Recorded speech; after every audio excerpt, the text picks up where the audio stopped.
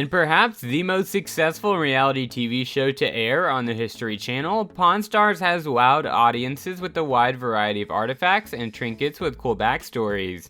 But not all items that come through the door are worth their price.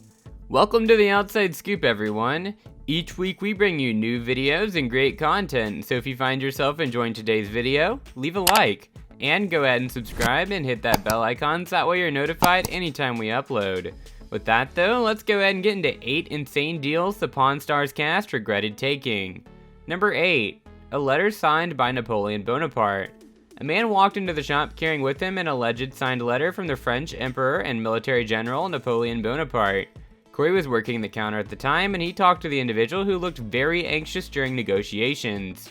Without bringing in a consultant, Corey bought the letter for $2,000 after talking down from a starting $4,000. It wasn't until after the purchase did Corey take it to an expert who certified that the letter was indeed just a cheap fake. Here is very clearly a replica of a very important document.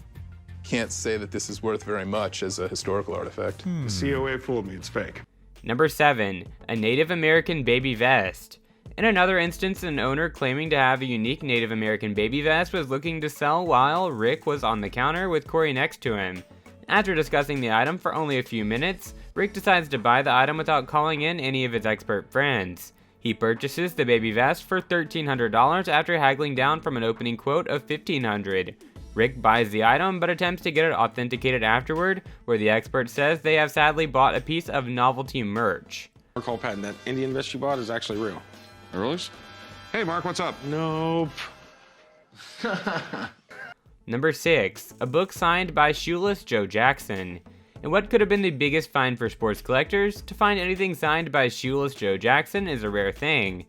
As stated in the episode, even experts argue on what are real signatures and what are fakes. But that didn't stop Rick from buying a book that seemed to be autographed by the legendary Shoeless Joe for $13,000. He would later regret that decision, however, after having more than one expert look at the item and assert that signature was most likely not done by Shoeless Joe. Became apparent during our thorough examination that prevented us from certifying the autographs, which means it's fake. Number 5. A collection of comic books. In a short and unfortunate story of taking a risk on items, a woman came into the pawn shop with multiple boxes filled to the brim with comic books. Chumlee was one to the bargain for this collection, and before being able to know what issues in the collection were valuable, he thankfully talked the seller down from $5,000 to $500. However, after combing through the collection, only a handful of them could even be considered valuable collectibles, while the other were just 5-cent pieces of paper. Other couple hundred pounds of comic books are worth? About 5 cents a book if you're lucky. In a couple years, I might. Number 4. A Gibson mandolin. Authentic and high-class instruments are big-ticket items for collectors. Find a brand that everyone recognizes and it instantly becomes a need-to-have item. So, Chumlee thought that he stumbled onto gold when he bought what he thought was said to be a real mandolin that was made by the Gibson Company. He purchased the item for $1,500, but made the mistake of not first bringing in an expert. He did take it to one afterwards who told him that the mandolin was in fact a fake and not even a real Gibson. The art is totally wrong. This is something Gibson never even used. This is fake as hell, man. I bought a Gibson mandolin, but... Number 3. A fake Rolex watch. Some mistakes that the Pawn Stars crew has made are so bad that they even never aired, so that the team could save face and look like professionals.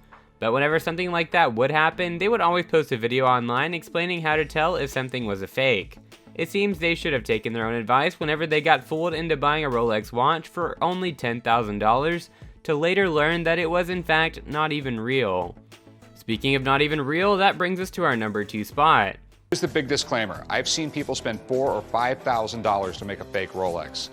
Number 2. Fake diamonds.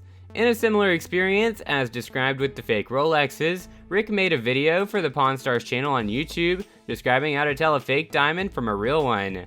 This was because real news had been circulating about a sour deal where the Pawn Stars crew got scammed into buying fake diamonds and giving away money that they later instantly regretted. Smooth and polished. Well, you really can't cut a diamond like that. When you cut a diamond, it's all flat surfaces. So it's either rough. Number 1. A shekel of tire. For the number 1 spot of the most regretted purchases made by the Pawn Stars crew is actually a coin that was made all the way back during the time of the Bible. The small silver coin can sometimes go up for $5,000, but Rick was able to get it for $1,600. The twist comes though whenever the shop's contacted by the Las Vegas police saying that the coin was actually stolen. They had to hand it over to police while the investigation was happening, but it definitely put them into a sticky situation holding onto a stolen item, and one that they probably wish they could have avoided. The shekel that you recently brought in, there's a chance it might be stolen. They want to put it on hold. Anyways guys, that was our list of the 8 insane deals that the Pawn Stars regretted taking. If you guys have any more awesome moments from Pawn Stars that you guys would like to add to the list, be sure and tell us in the comments down below. While you're down there, go ahead and subscribe along with ringing that bell so that way you guys are notified whenever we upload a new video. And anyways guys, we'll see you next time.